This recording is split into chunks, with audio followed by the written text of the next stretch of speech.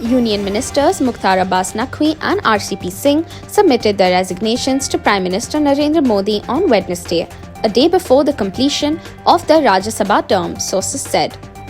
Earlier in the day, Modi had lauded both Naqvi and Singh during the cabinet meeting for their contribution to the country during their tenure, in an apparent suggestion of it being their final cabinet meeting, sources said. With their term as Rajya Sabha MPs set to end on Thursday, both ministers submitted their resignations to fulfill the constitutional obligation, as they will cease to be parliamentarians from Friday.